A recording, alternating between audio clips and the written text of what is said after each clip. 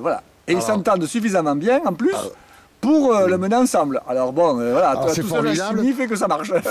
François rentre, donc, et c'est la vigne, ses études l'ont prédestiné, enfin, il s'est construit pour ça. Oui. Marie vient, d'après ce que j'ai compris, pour aider Marie-Thérèse, donc, elle se prend au jeu, elle reste dans...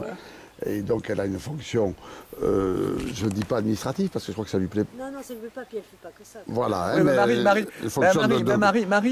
Oui, Marie, si tu veux, elle a commencé, parce que d'abord, donc elle est juriste, elle. Juriste, mais elle a un DESS de droit de la vigne et du vin, et elle a en plus un diplôme d'œnologie de Bordeaux.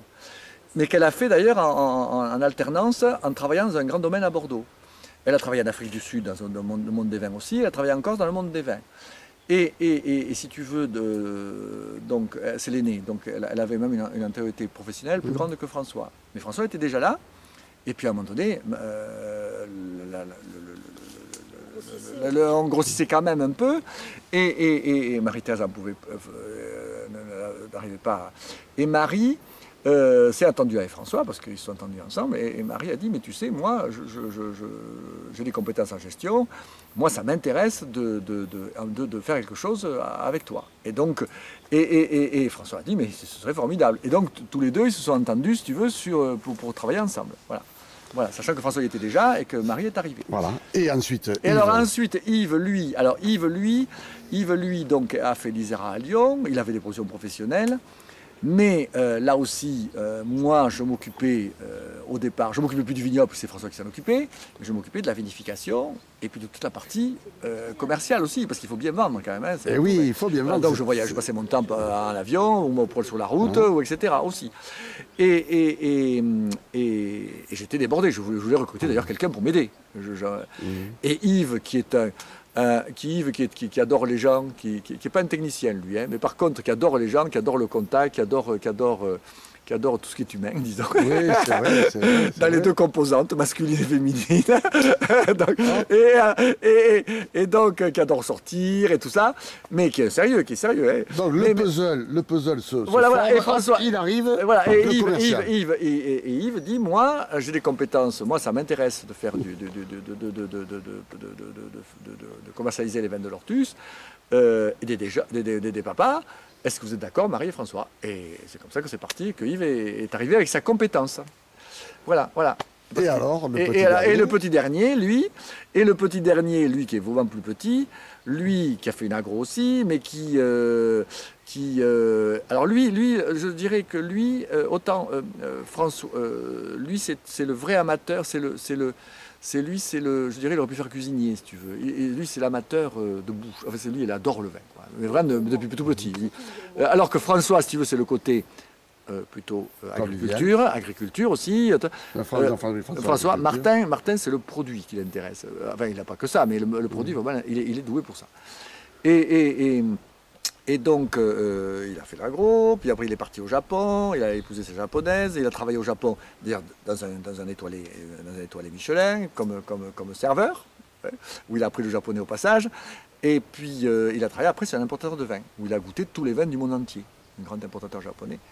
Donc il a une bonne culture œnophile, œnologique, gustative, je ne sais pas comment appeler ça, œnophile, oui, et une très bonne culture même. Et c'est là où, au bout de 3 ou 4 ans de Japon, il a dit, moi maintenant je suis fatigué du Japon, je voudrais rentrer en France, et moi ce qui me passionnerait c'est de travailler avec vous. Il a dit ça à ses frères et sœurs. Et moi ce qui m'intéresserait c'était la cave.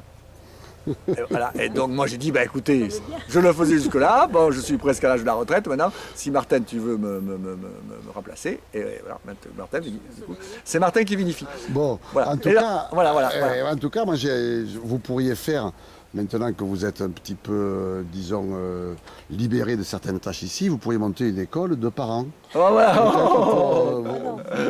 Pour dire comment vous pourriez faire, parce que c'est quand même, ça c'est vraiment unique. Moi je connais pas d'histoire. Je connais pas d'histoire où chacun trouve sa place. Aussi bien, l'histoire de France, l'histoire des rois de France. Alors, là, je dirais que c'est le hasard un peu. Hein. C'est le hasard. Tu veux, et on a fait, si tu veux, là, c'est le hasard. Il y a des personnalités qui se sont dégagées, Tes gamins, les gamins ne se ressemblent jamais. Hein. Donc, et c'est des personnalités, si tu veux, qui étaient suffisamment tranchées pour avoir fait des études, un parcours professionnel et des goûts qui soient complémentaires. Mais ça, c'est le hasard. Il aurait pu très bien y avoir 2 passionnés par les vignobles. Et alors, à ce moment-là, ils auraient été en concurrence. Et à mon avis, ils n'auraient pas été ensemble. Il se trouve que Yves, tu lui confies une clé à molette, il est incapable de visser un boulon. Donc, de verrer un boulon. Donc, enfin, pratiquement pas. C'est tout juste s'il savait gonfler une roue à un moment donné. Donc, tu vois, il a beau être ingénieur, voilà. Et quant à François, si tu lui demandes... François, il fait les salons et tout, on lui demande. Hein. Mais enfin, entre aller dans ses vignes et faire un salon... lui, il n'hésite pas une seconde, hein, il va dans ses vignes. Donc, tu vois, si on lui donne le choix, voilà. Donc ça c'est la complémentarité. Et quant à Martin, si tu veux, le vin, pour te dire une anecdote à propos de Martin, c'est le seul, enfin c'est un des rares gamins que je connaisse quand même adolescent. C'est quand même un gourmet, hein, enfin il adore manger, boire.